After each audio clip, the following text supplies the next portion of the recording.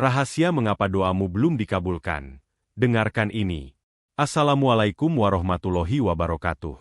Halo sahabat-sahabatku yang dirahmati Allah. Apa kabar hari ini? Semoga kita semua selalu dalam lindungannya ya.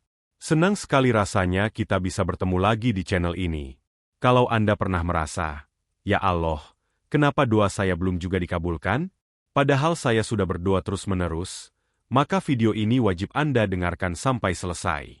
Karena hari ini, kita akan membahas rahasia mengapa doa Anda belum dikabulkan, sebuah renungan yang mungkin akan mengubah cara Anda berdoa selamanya. Tapi sebelum kita mulai, saya mohon dukungan Anda. Jangan lupa untuk like video ini, tinggalkan komentar yang positif, subscribe bagi yang belum, dan yang paling penting, aktifkan lonceng notifikasinya agar Anda tidak ketinggalan setiap konten bermanfaat dari kami. Yuk, langsung saja kita bahas. Rahasia mengapa doa belum dikabulkan. Sahabatku, perlu kita sadari bahwa terkadang ada beberapa penghalang tak kasat mata yang membuat permohonan kita tertunda di sisi Allah. Ini bukan soal Allah tidak mendengar. Bukan. Allah Maha mendengar. Hanya saja, terkadang kitalah yang secara tidak sadar menutup pintu pengabulan itu. Mari kita renungkan 3 rahasia atau penyebab utamanya. 1.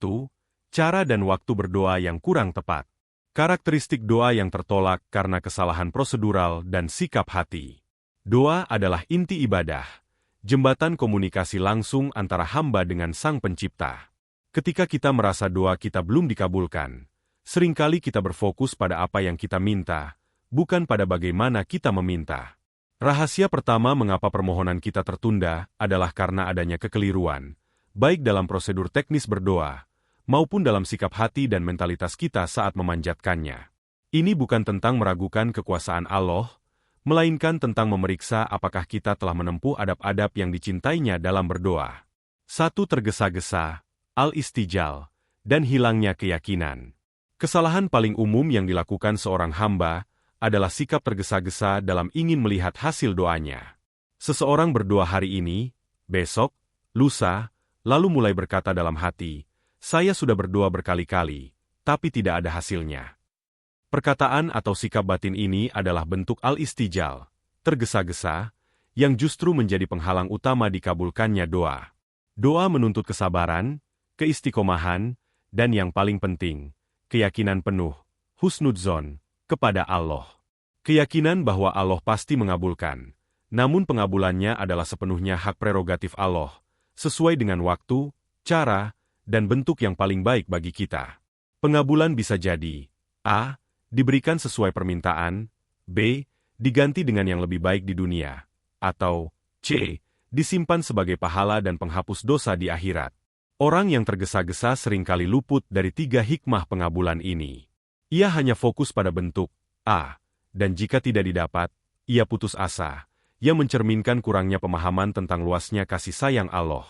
2. Kualitas khusyuk dan kehadiran hati. Doa yang diucapkan hanya sebatas lisan, tanpa dihadiri oleh hati yang merendah, ibarat surat tanpa alamat. Allah melihat hati kita.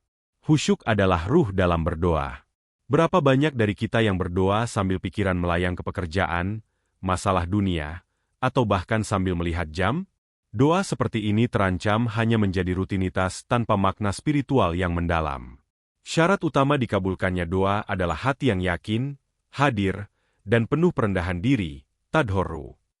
Kita harus merasa seperti pengemis yang datang ke hadapan Raja Semesta Alam, yang tidak memiliki daya dan upaya sedikit pun kecuali pertolongannya. Mulailah dengan memuji Allah, bersholawat, bertaubat, lalu menyampaikan hajat kita dengan penuh kerendahan. 3. Mengabaikan waktu dan kondisi mustajab. Allah menetapkan waktu-waktu tertentu yang secara spiritual memiliki potensi pengabulan yang lebih tinggi, mustajab, seolah-olah pintu langit lebih terbuka. Sepertiga malam terakhir, tahajud saat Allah turun ke langit dunia dan berfirman, "Adakah yang meminta, akan aku beri? Adakah yang memohon ampun, akan aku ampuni?" Antara adzan dan iomah, waktu yang singkat namun penuh berkah. Saat sujud dalam solat, posisi terdekat seorang hamba dengan Tuhannya. Di hari Jumat, terutama di waktu-waktu khusus. Saat turun hujan, saat berpuasa, jelang berbuka, dan saat teraniaya. Mengabaikan waktu-waktu emas ini menunjukkan kurangnya keseriusan kita dalam mencari slot terbaik untuk berkomunikasi dengan Allah, padahal kita rela menunggu berjam-jam untuk bertemu orang penting di dunia. Jika kita ingin doa kita diperhatikan, maka kita harus memohon di saat-saat yang Allah sediakan secara istimewa. 4. Lalai dari adab berdoa yang benar. Terdapat adab-adab yang menyempurnakan doa. Memulai dengan pujian, hamdalah, dan sholawat. Membuka doa dengan memuji keagungan Allah, Alhamdulillah, dan bersholawat kepada Nabi Muhammad Shallallahu Alaihi Wasallam adalah kunci pembuka. Hal ini menunjukkan pengakuan kita atas kekuasaan Allah dan kecintaan kita kepada Rasul-Nya. Mengangkat kedua tangan. Mengangkat tangan adalah simbol kerendahan hati, kebutuhan, dan penyerahan total, seolah kita benar-benar mengemis dari tangan yang Maha Memberi. Menggunakan Asmaul Husna. Memanggil Allah dengan nama-namanya yang sesuai dengan permohonan. Misalnya, memanggil Ya Rozak saat meminta rezeki, atau Ya Ghafur saat meminta ampunan.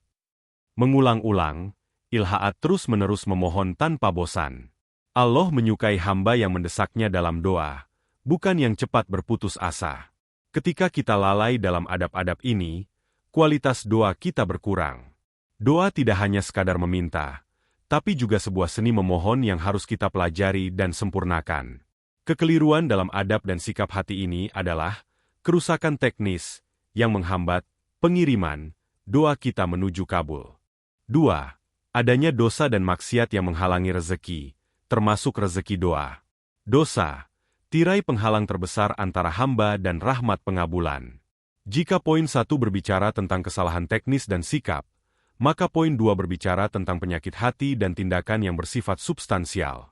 Rahasia kedua, dan seringkali menjadi penghalang terkuat, adalah bahwa doa kita terhalang oleh tumpukan dosa dan maksiat yang kita lakukan, baik yang disadari maupun yang tidak.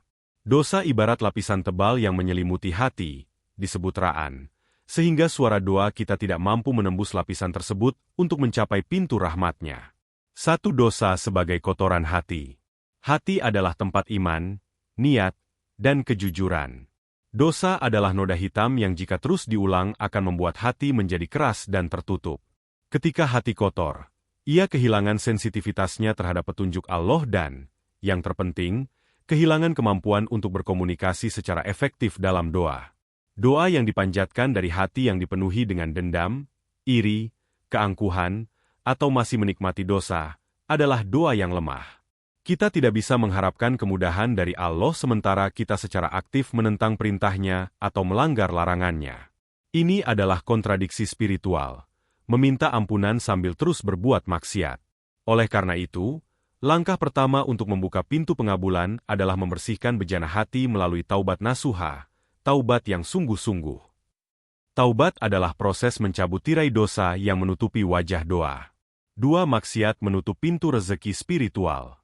Konsep rezeki dalam Islam sangat luas, tidak hanya materi, tetapi juga spiritual, seperti ketenangan jiwa, kemudahan urusan, dan yang paling utama, dikabulkannya doa. Maksiat memiliki efek domino yang merusak. Memutus hubungan kekerabatan, qat'ur rahim dosa memutus silaturahmi, seperti mendiamkan orang tua, saudara, atau kerabat dekat, adalah salah satu dosa yang dampaknya sangat cepat menghalangi turunnya rahmat dan pengabulan doa. Kezaliman terhadap sesama, kedzoliman, seperti menipu, mengambil hak orang lain, atau bergosip, ghibah, tidak hanya tercatat sebagai dosa individu, tetapi juga menciptakan hutang kepada sesama hamba. Hutang ini harus diselesaikan di dunia atau di akhirat. Allah akan menunda pengabulan doa kita sampai kita menyelesaikan urusan dengan manusia yang kita zalimi.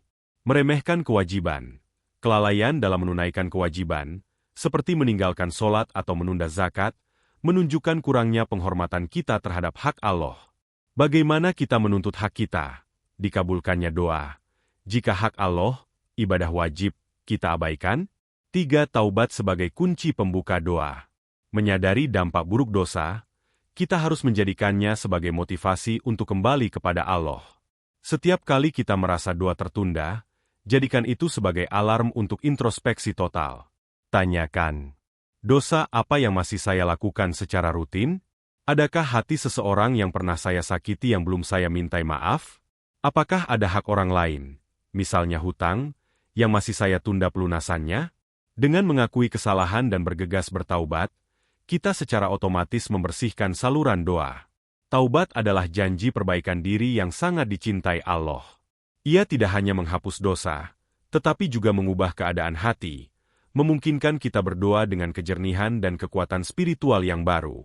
Ini adalah pembenahan karakter dan akhlak yang harus didahulukan sebelum menuntut pengabulan. Hanya dari hati yang bersihlah, doa akan naik dengan cepat dan disambut dengan rahmat-Nya. 3.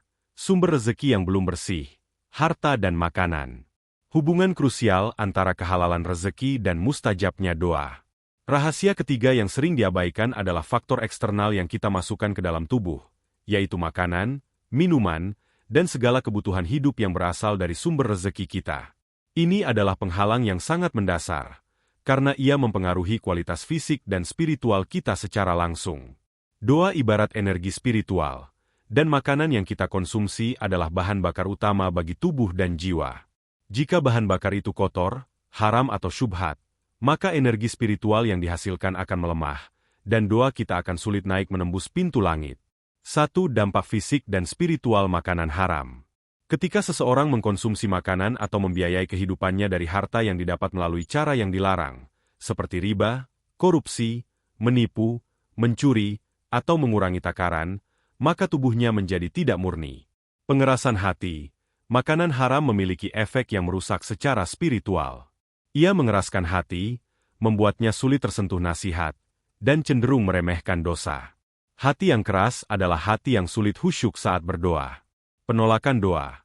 Ada peringatan bahwa seseorang yang memakan harta haram, doanya terancam tidak diterima selama rentang waktu tertentu. Hal ini disebabkan karena zat haram tersebut sudah bercampur dan mengalir dalam darah dan dagingnya. Bagaimana mungkin kita meminta keberkahan dan pengabulan, sementara tubuh kita menjadi wadah bagi sesuatu yang dimurkai Allah?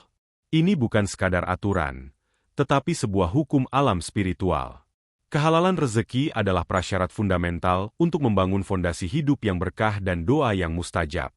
2. Membedakan halal dan syubhat. Penting bagi seorang muslim untuk tidak hanya menghindari yang haram, jelas dilarang, tetapi juga berhati-hati terhadap yang syubhat, samar-samar atau meragukan. Haram jelas.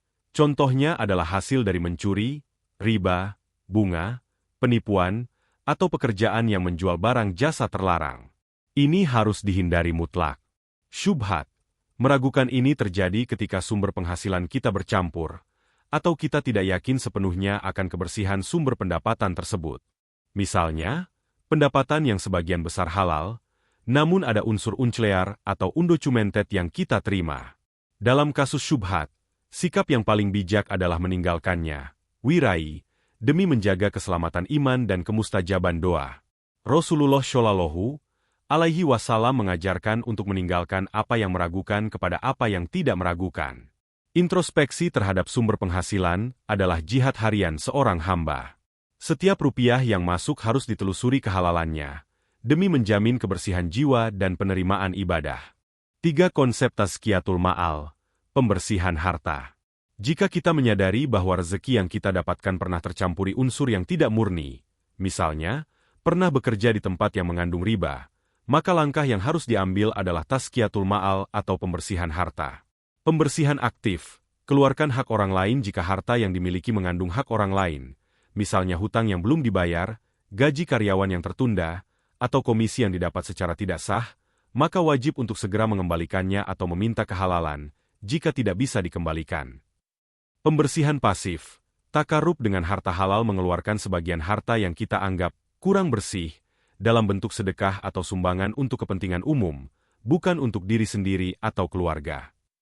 Tujuannya adalah untuk membersihkan sisa-sisa harta yang diragukan. Namun, penting diingat bahwa sedekah dari harta haram tidak menghapuskan dosa karena sumbernya sudah rusak, tetapi dikeluarkan untuk membersihkan sisanya agar harta pokok kita menjadi murni. 4. Mengubah gaya hidup menjadi qanaah. Ketika seseorang berjuang untuk menjaga kehalalan rezekinya, ia akan didorong untuk mengamalkan qanaah, sikap merasa cukup dan puas dengan rezeki yang Allah berikan. Sikap ini akan mengurangi ambisi mencari harta dengan cara pintas, seperti korupsi atau riba, yang pasti haram. Orang yang qanaah berdoa dengan hati yang lebih tenang. Ia yakin bahwa rezekinya sudah dijamin, dan fokusnya beralih dari kuantitas harta menjadi keberkahan harta. Keberkahan inilah yang menjadi penentu utama dikabulkannya doa. Makanan yang sedikit namun halal akan memberikan kekuatan spiritual yang lebih besar daripada makanan mewah yang dihiasi syubhat. Jaga mulut Anda dari makanan haram, dan jaga tangan Anda dari harta yang tidak sah. Sebab, makanan dan rezeki adalah fondasi kehidupan. Jika fondasinya kotor, maka bangunan doa yang kita tegakkan di atasnya akan rapuh. Semoga renungan singkat ini membuka mata hati kita semua. Mulai hari ini, mari kita ubah cara kita berdoa. Perbaiki diri dulu, bersihkan hati, sucikan rezeki, lalu mintalah dengan penuh keyakinan dan kesabaran. Insya Allah, pintu-pintu pengabulan akan terbuka lebar. Sebelum saya tutup, mari kita angkat tangan sejenak dan aminkan doa ini bersama-sama. Ya Allah yang Maha Pengasih lagi Maha Penyayang, kami memohon kepadamu, berikanlah kami kesehatan dan keselamatan di dunia dan akhirat. Ya Rob, lunaskanlah segala hutang yang membelit saudara-saudara kami. Bagi mereka yang belum berjodoh, pertemukanlah mereka dengan pasangan yang soleh-solehah, yang engkau ridha, dan jadikanlah pernikahan mereka pernikahan yang penuh berkah. Amin ya Rabbal Alamin. Bagaimana menurut Anda? Apakah Anda punya pengalaman doa yang tertunda lalu dikabulkan dengan cara yang indah? Tuliskan kisah inspiratif Anda di kolom komentar di bawah. Jangan lupa share video ini ke teman atau keluarga yang Anda sayangi. Semoga menjadi amal jariah bagi kita semua. Wassalamualaikum warahmatullahi wabarakatuh. Sampai jumpa di video selanjutnya.